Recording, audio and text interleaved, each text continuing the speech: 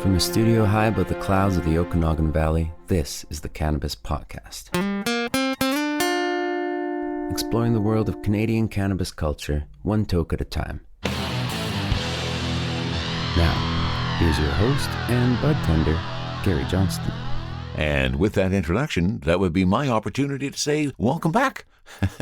Thanks for coming back to the Cannabis Podcast. I truly appreciate the fact that you are here, or maybe, just maybe, this is your very first visit. Well, if it is, I'm glad you decided to come on by, and I hope you're going to enjoy yourself. For the next 30 or 40 minutes, we are going to tell you a whole bunch about a plant I absolutely love, and that is cannabis. But before we get too much further, let me remind you, this program is intended only for those 19 or older in your jurisdiction, and is intended purely for entertainment and perhaps educational purposes.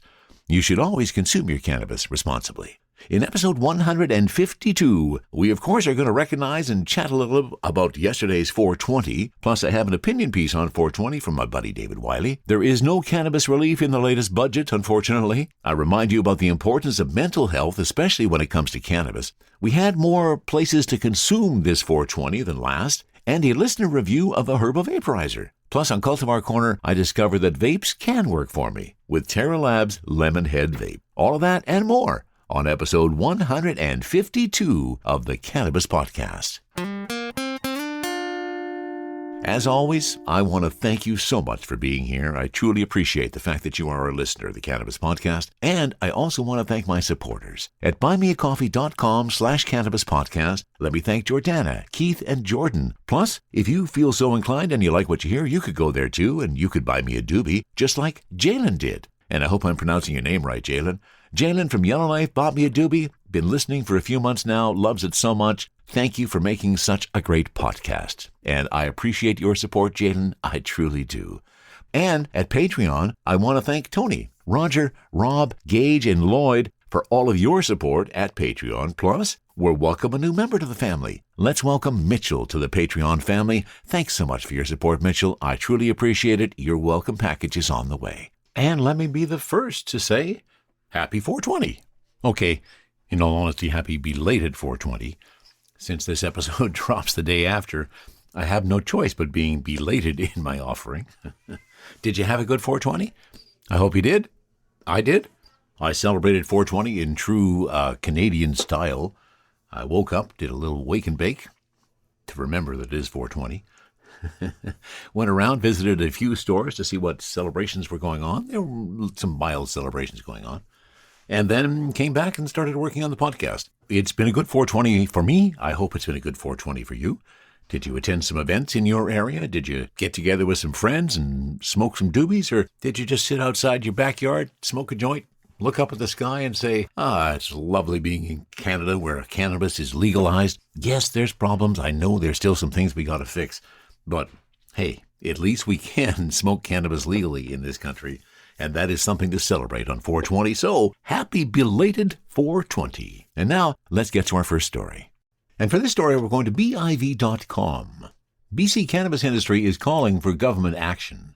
The BC cannabis growers say the recently tabled Cannabis Act final report was a step forward, but that more needs to be done to address the many challenges faced by the industry. More than 5 years after cannabis was legalized in Canada, the government released its final report of legislative review of the Cannabis Act in late March. The report included more than 50 recommendations for government in areas including public health, Indigenous communities, the cannabis industry, and medical access. I was quite pleased with some of the recommendations in the report. It certainly went above and beyond what they were mandated to be able to do, said Deepak Anand, principal of ASDA Consultancy Services, a Vancouver-based consulting firm focusing on the cannabis industry. He said some of the recommendations, if implemented by government, will have major positive impacts on Canadian and BC cannabis businesses. This includes allowing pharmacies to dispense medical cannabis, something that is not currently permitted. Instead, individuals need to order medical cannabis online from a licensed producer. One of the big changes that the panel has proposed is to treat this as any other pharmaceutical medicines, and to be able to get it at a local pharmacy, said Anand. Anand said he was pleased to see recommendations about removing taxation for medical cannabis, and considering a review of the excise tax model, as it was based on a much higher average product price than what is seen today. I think that is quite significant. Currently, most cannabis cultivators in Canada are not profitable, and that's because the government is making more money than the businesses themselves, he said. There could have been higher recommendations on looking at adjusting tax. Over 50% of bankruptcies in Canada in the last year have been cannabis companies. I don't think the government and the review panel went far enough to be able to make the factor a little bit more robust and make sure that taxes are eliminated. Julia Cameron, a spokesperson for Delta-based cannabis grower Pure Sun Farms and a board member for the Cannabis Council of Canada, said the report reflects some changes the industry really needs now, particularly around reducing administrative complexity on businesses' ability to communicate information about their products and in enforcement of illicit markets. We're really happy to see that there's an increased ability in the design of packaging and what can be put on packaging to communicate information about the products to the consumer, said Cameron. It will help consumers understand the brand differences, and particularly the differences between our products and the products that are available in the illicit market. The report also recognized the challenges faced by small-scale cannabis producers, which make up around one-third of the cannabis producers in BC, according to the Craft Cannabis Association of BC.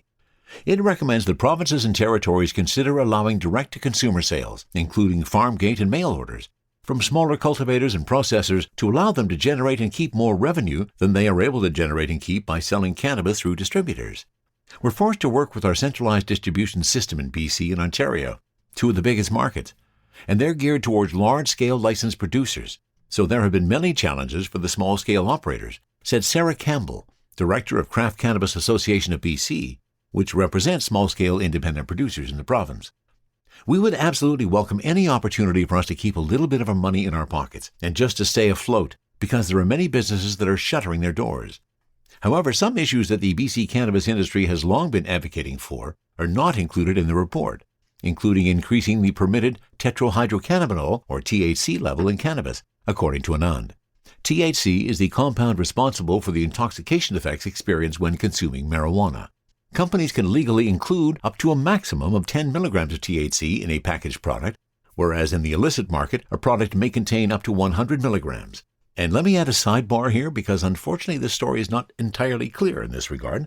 That is 10 milligrams of THC in an edible cannabis product.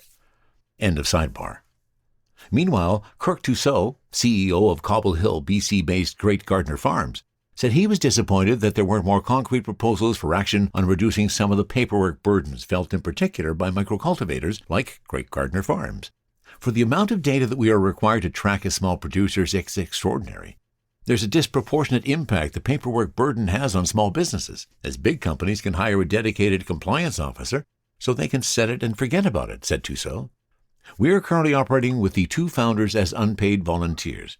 When I have to spend 3-4 hours a day on what I consider to be mostly useless paperwork, it's a challenge.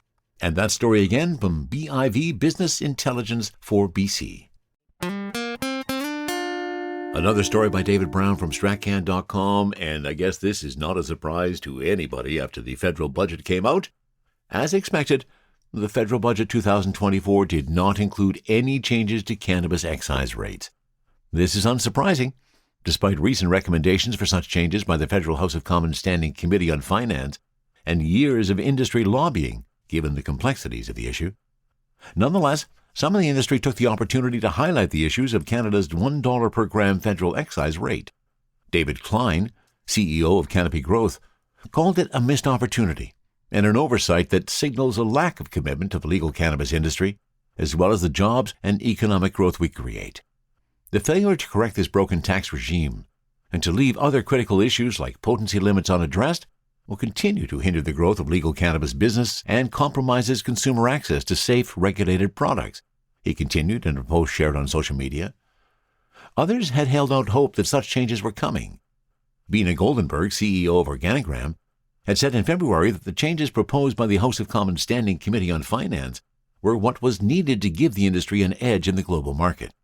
The pre-budget recommendations could not have come at a better time. Excise reform is critical to the long-term viability of the Canadian cannabis industry. The positive impact of the proposed reduction to a 10% ad valorem rate on the sustainability of the sector cannot be underestimated. We sincerely hope that the recommendation made by the Finance Committee is adopted by the federal, provincial, and territorial governments so that Canada can retain its position as global leader in the emerging cannabis movement. The industry has been calling for these changes for years now.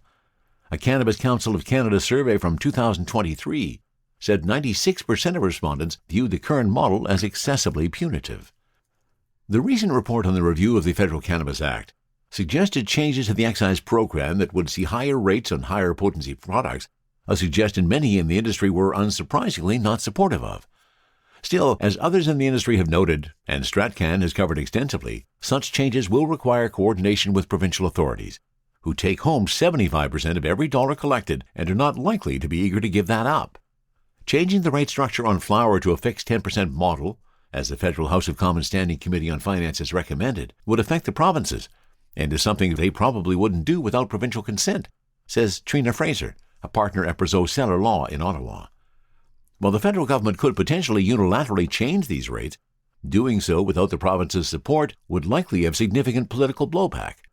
And in a politically contentious time, when governments are desperately looking for revenue, this becomes even more unlikely. One move the federal government could make is to lower the rate they collect, which is currently 25% of every dollar. It could also lower initial and annual fees for various aspects of licensing for cannabis producers. The fact that we don't see these kind of changes highlights how little leverage the industry has with both politicians and the general public. Despite years of lobbying efforts in Ottawa, the industry has been unable to generate the political capital required to push the issue over the line. While many of those operating cannabis businesses, especially small-scale producers, express frustration at this lack of response to their concerns, the reality is that politicians will only care when they know it's an issue voters care about. And there's very little knowledge of the issue outside of those working in or directly connected to this industry. Telling a politician that your company will go out of business if a specific policy doesn't change will not motivate them as much as telling them such and such issues will help them get reelected. While similarly regulated industries like alcohol enjoy all kinds of benefit from government programs, the cannabis industry in Canada has not been able to leverage that kind of political capital. Is this because politicians love alcohol but not weed? Maybe. Or it might be because beer, wine, and spirits operate a more sophisticated ground game at all levels of government, and enjoy a much broader acceptance across the voting public than cannabis. Of course, these are long-term solutions, and many cannabis producers in Canada don't have that much time. More and more producers are throwing in the towel. Several dozen have chosen to revoke their own licenses this year alone. But that's the reality of this industry. No one is going to swoop in and save the day, batten down the hatches and figure out how to operate in today's landscape, as flawed as it may be, because change will take a long time. And another great article by David Brown, and he is so correct, change in the cannabis industry takes an incredibly long time. From the cannabis-infused studio in the clouds, this is the Cannabis Podcast. And now we introduce something new into the Cannabis Podcast. I guess we've kind of had a couple of things like this in the past, where people have sent me kind of the review of what they're thinking about, but I don't think we've had anything quite to this extent. So Tony is one of my patrons on Patreon. Hey, Tony, I really appreciate your support. He's been a patron for a long time now. Truly appreciate Tony's support. And he just got himself an herbal vaporizer. And Tony has gifted us all with his review of his herbal vaporizer, and here it is. My new vape arrived this week, and I wanted to share my thoughts with you about it. First of all, I ordered the Planet of the Vapes 1 model, the PLTVO, for $99, which includes a free $10 gift card and a free 3.5-gram container to store my flower. Included with the vape are 5 different accessories: a cleaning brush, a dosing capsule which helps keep the oven clean, a replacement screen for the mouthpiece, a concentrate pad, and a pair of tweezers for removing the dosing capsule. The low price point made it a good starter vape for those wishing to get into the experience. Holding the vape in my hand felt tactile and intuitive. It just felt like the designers knew what they were doing. It's weighty and fits well in the palm of your hand. On the side are 3 buttons, a power button and 2 temperature control buttons. It reminded me very much of an old iPod. It was that intuitive. A large and bright OLED screen shows you the temperature and the length of time left on the sesh. After charging the PLTVO vape and doing 3 burn-offs to remove any manufacturing or packing debris, I was ready for the first taste. Being a fan of Doctor Who, I thought a strain called Sonic Screwdriver would be a good first experience, and oh my, it did not disappoint. The oven heated up to 390 degrees in a matter of seconds. The vape has haptic feedback to tell you when the oven's ready. Taking my first draw, I was overwhelmed with the flavors from the terpenes and limonene. I never knew there was so much flavor in flower. The next draw was clean, cool, and smooth. None of the scratchiness from smoking joints. The sesh lasted just over 3 minutes when the vape automatically turns off. For about 0.2 grams of flower, I was able to get 4 good seshes out of it. This will really stretch out my flower supply. Unlike smoking, where I end up in a cloud of haze where there are no clouds from the vape, making it suitable for indoor use. PLOTV really did think of everything, as they offer 4 different mouthpieces for the vape. This includes a water pipe adapter, mini bubbler, curved mouthpiece, and curved mini bubbler, making this entry-level vape very adaptable. If I had to list any cons to the vape, it would be in the battery. After 4 sessions, the battery was almost drained. There is no on-demand mode like higher-end vapes, and the PLOTVO uses a micro USB charging socket instead of the USB-C socket. Overall, the PLOTVO vape is an affordable, portable, and powerful option for anyone looking to get into vapes. Its strengths far outweigh its weaknesses, and I highly recommend this to any one of your listeners. Well, there you go. There is a recommendation from Tony for the Planet of the Apes 1 model, PLTVO, $99. I'm glad to see that this was Tony's reaction. Taking my first draw, I was overwhelmed with the flavors from the terpenes and limonene. I never knew there was so much flavor in flower. And that's exactly what I've been telling you every single Cultivar Corner. When I take a joint and then I take that same weed and put it through the vaporizer, it is head and shoulders the difference. I'm glad Tony has figured that out, and I hope his review of that vaporizer has helped you make some decisions for yourself. And one additional ad to the program today, because this was posted by my buddy David Wiley, and it is so appropriate. This is from theouts.ca. On 420, many Canadian stoners will likely hit up a chain cannabis shop to grab door-crasher deals and maybe pick up some swag emblazoned with corporate pot logos. In our legalized and consumer-focused country, April 20th has morphed into Black Friday for potheads.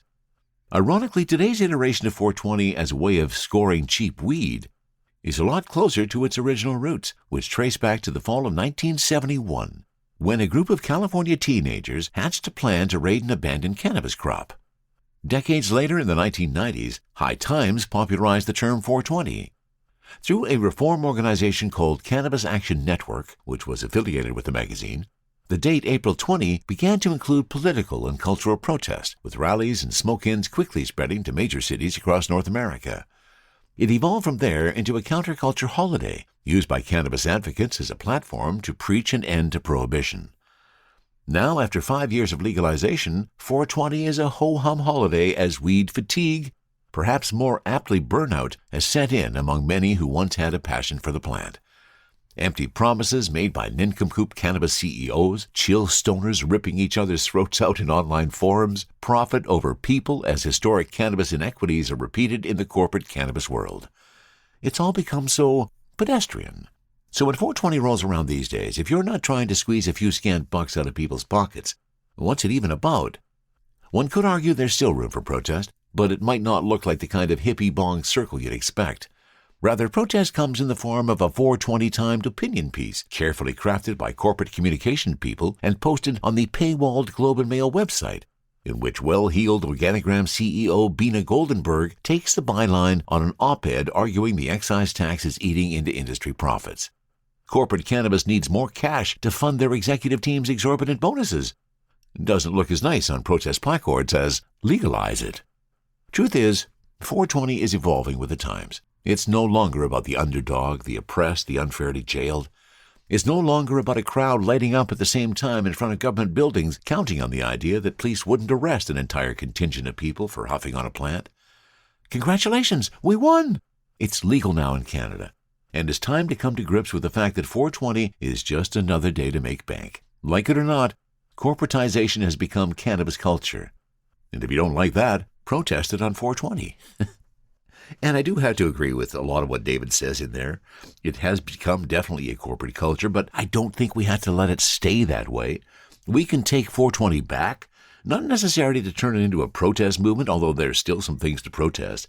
But let's take 420 as our holiday, as truly our holiday, a day to enjoy, to smoke some cannabis with your friends, and just enjoy the day. Happy belated 420. THC, CBD, terpene profiles, what's in me? Oh, please explain to me. Cultivar Corner, Cultivar Corner, oh yeah, Cultivar Cultivar Corner, please explain this stuff to me. I guess I have to describe this one as another accidental Cultivar Corner. This came about, in fact, just through life. Let me explain. In the past, I have tried using vaporizers, using 510 cartridges. In fact, I took one away to a conference one time years and years ago. Didn't get a buzz the entire weekend because that's all I took. And so I was tending to stay away from them. I think it was because of the distillate. That's what my head is saying. And now, I think I have some validation that that may in fact be correct. We recently spent a couple of days away, nice little road trip to visit the kids and the grandkids. And as we were heading over there this weekend, I thought, I usually take my little suitcase with all of my weed and roll my joints and go and hide in a corner. But I decided to try something different this time. I picked up a couple of different carts. This one is the one that we're doing today. And this is from a local company called Terra Labs. And this is their live resin vape. And I think that's the kicker. I think I've figured out what works for me. With the live resin, absolutely it does. Really nice hardware on this. In addition to that, I picked up the Yocan Kodo Pro. Really a cool little device. This sucker lasts forever. So we're going to do a Cultivar Corner on a Lemon Head's live resin vape from Terra Labs utilizing my Kodo Pro Yocan. My Yocan Kodo Pro. Let me first of all turn that on. 5 clicks, of course, with most of our vapes. And there we go. I get the logo of the Yocan. The beauty of this little guy is it's really tiny, and it holds a charge forever. I charged this up yesterday and used it a fair amount on the trip back. My power is still at full power. So I'm really impressed by that. Right now I'm running this at 2.5 or 2.7 volts. I don't want it really hot because I want to keep it fairly smooth on my throat. It can go all the way from 1.8 up to 4.2 in terms of a temperature range. Keeps track of how many puffs. Now, I haven't looked to the instructions to figure out how to reset that puff counter, because right now I'm sitting at 391, and that's with a few cartridges being used. That's not just one cartridge. It'd be really handy if that puff counter was related to the specific cartridge you were using, but we'll play with that a little bit later. So here's the beauty, as you already know. And also let me apologize if you hear a cat in the background. We are babysitting a cat at the moment, and right now it seems to be in a bit of a snicky mood, and all I'm hearing is meows up there, so please ignore that. Here's the beauty of doing it through this nice little vaporizer. It's a USB-C charge device, so it really charges up nice and fast too, and nice display. You hold it to press, so we're going to do that. And then I'll give you a description of what we're talking about. So this is sitting at a THC, fairly high THC, 72 to 78% THC. So with the Yocan Kodo, once I've enabled it, I'm just going to hold that button down and let me take my first hit.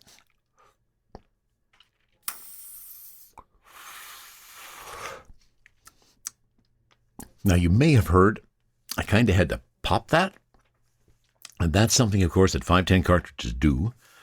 Used to get a lot of people coming into the store complaining about 510 cartridges. Probably the biggest pain point in the industry is the ability of some people to be able to use 510 cartridges and understand how they work. So really a nice smooth one. Again, 2.7 volts is the heat that I'm applying to this.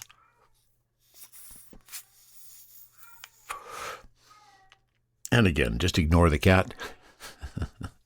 She'll eventually stop, I'm thinking.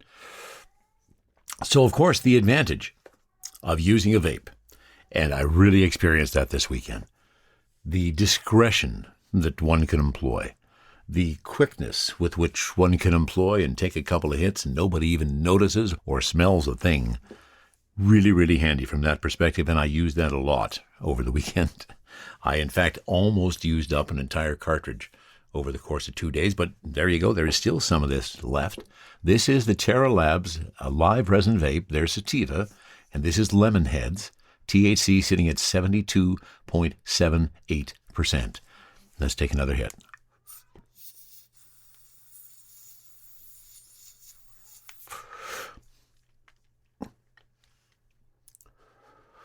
And now I am remembering to not hold these deep in my lungs and trying to expel them fairly quickly. And what's the advantage? Other than discretion and convenience? Fast. 72 to 78% THC. That was my second hit. And what the heck, I'm going to do a third.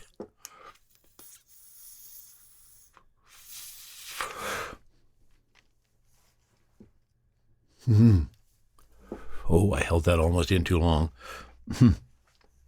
You get a really nice taste out of this too. There's a lot of really nice lemon aromas that are coming out of this. Very, very tasty. Let's give you a description of the folks at Terra Lab. They started with perfection through indoor craft flowers. And then every step in their process is about preserving that perfection that we started with. Single source, small batch, live resin, no junk. And it's nice that there's no junk inside of that. Live resin vapes versus distillate vapes. They have a little bit of an explanation on that. And here's number 4, and I'm really a believer.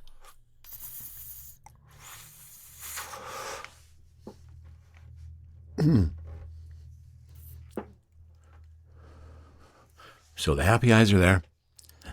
Got lots of euphoria going on. Really just kind of a smiley face. This is a really nice sativa. And of course, I got there inside of 4 tokes instead of smoking 3/4 of a joint and putting some into my dry herb vaporizer. It's really strong. It comes on pretty strong. I find it actually lasts a little bit longer as well if I can let it sit for a bit. So a big discovery for me this weekend. Trying some of the vapes. And I'll give you another report on some others that I tried. I did pick up some Wildcard as well. A couple of theirs. I like their Platinum Grapes Cured Resin. I think I'm sticking with the resin because the distillate prior to this wasn't doing much for me. But the resin is giving me a really nice buzz and doing so in a fairly compressed amount of time and very discreetly. And the Yocan Kodo Pro, it's a great little battery. I think it was about $20. Holds a charge for an incredible amount of time. Really convenient to use. I think where I'm getting my cartridges plugged up a little bit is I am just sticking this in my pocket. And I have learned the lesson that I do need to put the tip cover back on if I stick it in my pocket, or else it gets filled with cloth and all those yuckies. But if I cover that up, I can stick it in my pocket, especially when I'm on the golf course, and then just pull it out and see, there was another pop. Really nice. So for those of you who have been asking me to do something in relation to vapes, there we go. The world has changed. And it again comes down to our endocannabinoid system. It's what works for you may not work for me, but who knows, maybe you'll find the same effect with the live resin. And I'm sure some live rosin. I'll take a peek and see if I can find some of those as well. But definitely the live resin is giving me a nice hit. Thank you to Terra Labs and their Lemon Heads live resin vape. Pretty nice hardware. I say it's plugged a little bit, but only because I think I've had it in my pocket and I might have got a little cloth in the end of my tip there. And one more. And once more, you may have heard that pop. So that is a factor of 5/10s. I have found that when I have been working with those, 99% of the time we can apply a little heat externally to it, either with some hot water or some just simply your body warmth sometimes can have an effect on that. If you'd asked me 6 months ago what my thought of getting high off of a 510 cartridge would be, it would have probably been pretty negative. But the last 72, 96 hours have turned my mind around because I have found them to be quite effective, quite discreet, really easy to use, nice and fast. I don't have to roll anything. Bam, I'm ready to go. So I think they have been added to my cannabis artillery. There is one more device that I can see myself using on a fairly regular basis. So thanks to Lemon Heads from Terra Labs and the Yocan Kodo Pro, they come together. I'm dealing with a pretty nice high. Sharing stories about good weed while trying good weed. This is the Cannabis Podcast. Now, this next story, I cannot point you to a website where I am retrieving it from. It was a news release that I received through the email. And what I'm going to do is I will put a link to that PDF that was the news release so that you can access that back on the show page. But I felt this was important because mental health is always important for all of us, and this was one specifically about mental health and cannabis. So let me open up this news release. The recently released final report of the expert panel on the legislative review of the Cannabis Act points both to causes for celebration and reflection as we approach 420 in 2024. The report highlights successes such as the significant reduction in the number of charges for the possession of cannabis and minimizing the negative impact on some individuals from interactions with the criminal justice system. It also highlights areas of concern with respect to youth. Canada continues to report among the highest rates of youth cannabis use in the world, and cannabis use among young adults has increased. In fact, surveys suggest that more than 4 in 10 Canadians between the ages of 20 and 24 report using cannabis in the past year. Increased use among young Canadians is particularly concerning, as youth and young adults are more vulnerable to the potential adverse effects of cannabis, said Dr. Phil Thibault, a professor in the Department of Psychiatry at Dalhousie University, president of the Canadian Consortium for Early Intervention in Psychosis, and scientific advisor for the Cannabis and Mental Health Project. The rise in use is accompanied by a corresponding shift toward the consumption of higher potency cannabis products. This, with daily or almost daily use of cannabis, can have significant mental health implications.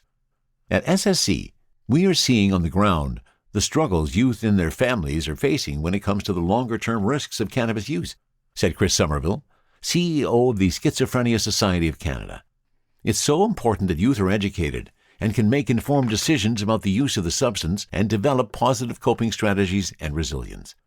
The SSC has worked with key partners, with the support of Health Canada, to develop resources aimed at educating youth and the adults in their lives on safer consumption. Cannabis and Mental Health and Cannabis and Psychosis are free, evidence-based, engaging resources designed with a variety of key audiences in mind. Speaking from my own experience as a young person and in collaboration with peers, we've discovered that cannabis education is most effective when the resources reflect our real-life experiences and maintain a balanced perspective, said Vijay Raj, Outreach Coordinator of the Cannabis and Mental Health Project. The Cannabis and Mental Health team also offers free, customized workshops to support youth allies, educators, clinicians, family, and community members in using the resources to enable critical conversations about mental health and substance use. The activities offer fun ways to help youth build resilience and skills to stay balanced and thrive now and in the future. So this year on 420, let's promote mental health by spreading the word about free, effective, and engaging resources to help young Canadians make informed decisions about cannabis use. And we have just done that. And I hope that has some benefit to someone in your world that perhaps needs a little help with their mental health. It's a tough struggle for so many people these days, and we always have to pay attention to that, and we can't be afraid to talk about it, and to talk about it openly. StratCan.com really has their pulse on what's happening in the cannabis world in Canada specifically and in BC, and I really enjoy David Brown's stories, and here's another one. Following BC's announcement earlier this year that certain businesses could open patio space to cannabis consumption, a handful of cannabis stores and other businesses in the province have taken action. The Billy Miner Ale House and Cafe in Maple Ridge recently advertised a new outdoor consumption space in partnership with a local cannabis store, Cheeky's Cannabis. Both businesses are owned, at least in part, by parent company Springs Group.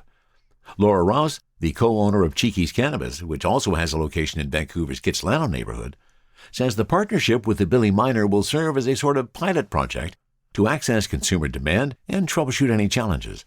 She came up with the idea following BC's announcement in February that locations like pubs and cafes that have patio areas where customers can smoke tobacco can also now allow cannabis consumption.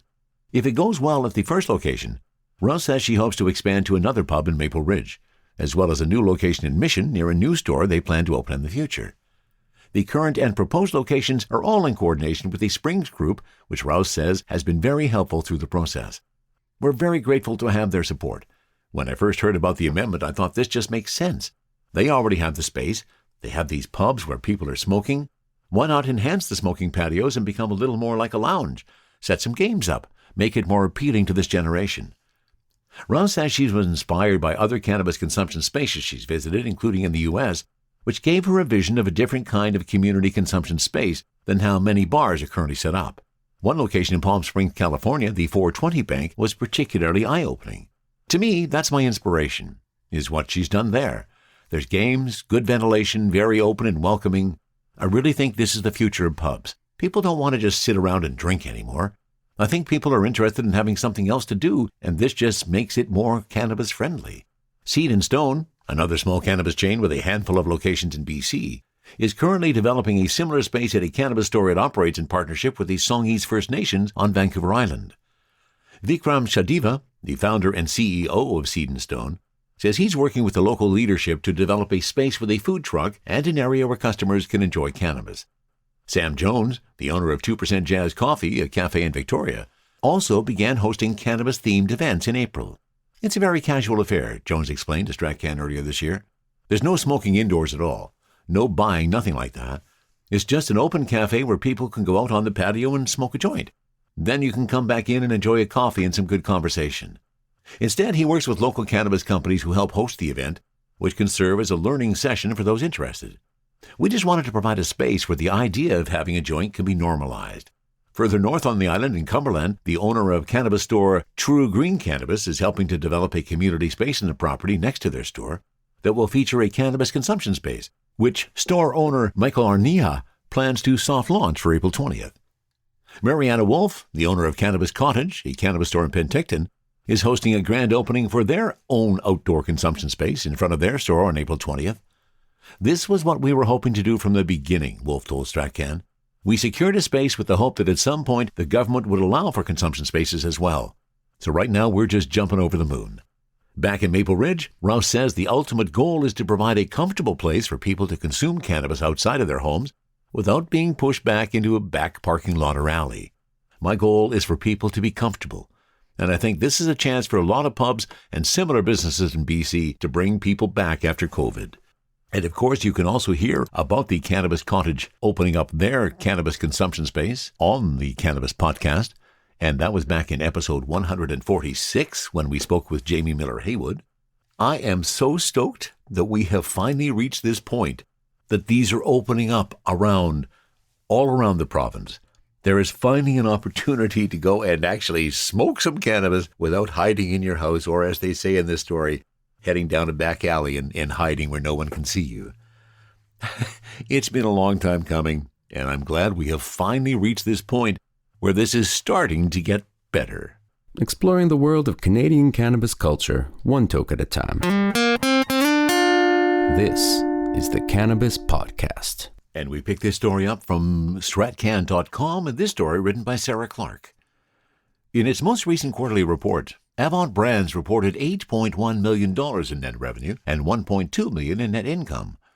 The BC-based company behind cannabis brands like Black Market, Tenzo, Tree Hugger, Flower, Cogno Center, and Green Tech recently shared the financial results of its first quarter ended February 29th of 2024. Net revenues increased by 15% compared by the same quarter the previous year, and international sales into markets like Israel, Australia, and Germany increased by 21% for a record $3.3 million. International sales represented 37% of the company's total gross revenue. Revenue on sales into the Canadian non-medical market was $3.4 million, a decline of 19% compared to Q1 of 2023, while B2B sales increased from $60,000 to $1.3 million in the same period. The company also produced a record amount of cannabis in the most recent quarter, with 3,231 kilograms of cannabis, a 23% increase from Q1 of 2023. Sales of cannabis also hit record levels for the company, with over 2,700 kilograms sold. The average sales price for cannabis Avant sold into the international market was $4.30 a gram, while the average price after excise taxes was $5.49 a gram. The company is also seeking partnership in the UK, Switzerland, and other emerging markets. The company's cash flow increased to $3.8 million, while SG&A and corporate expenses decreased 14% from the same quarter in 2023. I'm thrilled by Avant Brand's outstanding Q1 2024 performance, says the company's CFO, Jeremy Wright. I'm impressed by the efforts of our sales and operations teams, which are driving record-breaking results. Our strong financial performance, including record net revenue and substantial growth in cash flow from operations, reflects the effectiveness of our strategies. With continued focus, we'll sustain this momentum and drive further growth. It's an exciting time to be back with the team. Avant operates cultivation and processing facilities in Chase, Vernon, and Kelowna in BC, and in Edmonton, Alberta, and Tiverton, Ontario, and is approved for sale in all provinces except Alberta and Nova Scotia. Nice to see a cannabis brand doing well, and Avant continues to do so. And there are a couple of other people that I would be remiss if I didn't mention this episode. I've become friends with them over the last couple of years, and that is Jeff and Sherry from Smoker Farms. I really enjoyed the company of both Jeff and Sherry. They were invited by Tark to my retirement party. Unfortunately, Sherry had some health issues at the time, and they couldn't make it. Well, guess what? This last week, Jeff and Sherry took me out for lunch. They did. We had a blast, really getting to know them better. They're getting to know me a little bit better. I shared some pot stories that I haven't shared on the podcast. And a few others. Really enjoyed the conversation, really enjoyed getting together with them, getting to know them better. Thank you so much for the experience, Jeff and Sherry. I truly enjoyed it, and I can't wait to get together with you again. So as always, once more, let me thank you for being here. I truly appreciate the fact that you were here. I also want to remind you that if you ever have a comment on anything you hear on the Cannabis Podcast, please send a note to info@cannabispodcast.com. I was chatting with some people the other day, and we were kind of musing I have a tendency of talking to myself a lot. It's just something that happens. It just comes out. I don't really think about it. Perhaps comes from the fact that I worked for 25 years in a room by myself when I was in radio. And I guess in reality, I'm talking to myself right now. And that is the reality. Here I am in a studio all by myself. There's nobody else around. I am having a conversation with you, even though you're not here. It's kind of weird when you think about it. So some people just get weirded out when they hear me talking to myself, and I just say, get used to it, because I'm doing it all the time. And in fact, I live to talk to myself. Now, I was going to finish off with another joke, as we would typically do, but you know what? There's something that happened to me last week that I think kind of satisfies that need for some humor. And it was just kind of really weird. It was a day that the universe just came together and did kind of everything that I had hoped it would. It was a day of podcast production. The day had gone really well. We'd gone out. We had a round of golf. I was just hitting every shot I wanted, exactly how I wanted to. It was fabulous. We decided to end the day with some burger takeout from BNA, some smash burgers, a local restaurant in Kelowna. Now, this could very well blow your mind, so be ready, and perhaps you should be sitting down when you listen to this. I placed my order for 2 smash burgers and fries, was told it would be ready in about 10 minutes. A couple of minutes later, I jumped into my car and I took what I thought would be the most direct route. As I drove there, I couldn't believe my luck. I squeezed through every green light. And then I pulled up in front of the restaurant, went in, paid cash for my meal. I didn't leave a tip because I picked it up. That's a whole other issue. We can talk about tips for pickups. And as soon as I paid, she went in the back, she got my meal, she returned within a minute, my bagged order, handed it to me. I'm back in the car. I'm now reversing the route. And as I'm driving, I'm starting to shout with glee at the universe, thanks, because each red light I approached turned green moments before my arrival. Every single red light I faced, green, green, green, just as I needed it all the way home. From ordering to walking into my home with our delicious smash burgers, 11.5 minutes. Thank you, universe. All right, I said we weren't going to have any jokes, but I lied. This is from the world of weed. What do you call a stoner with 2 spliffs? Double jointed. How do you know when someone's a true pothead? When their bongs get cleaned more often than their dishes. A cop asked the guy, "How high are you?" And the guy responded with, "No, officer, it's hi, how are you?" What happens when you eat marijuana? You get a pot belly. And I will leave you with that groan. That is it for episode 152 of the Cannabis Podcast. From the cannabis-infused studio, high above the Okanagan Valley, this was the Cannabis Podcast.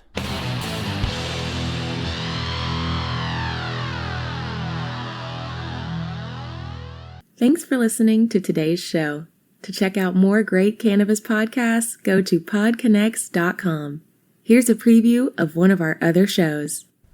Infused, a cannabis talk show, is a one-of-a-kind look inside the cannabis industry. Meet the amazing people who make cannabis businesses bloom as they join host Nick with Francesca and Mike for creative cannabis conversations.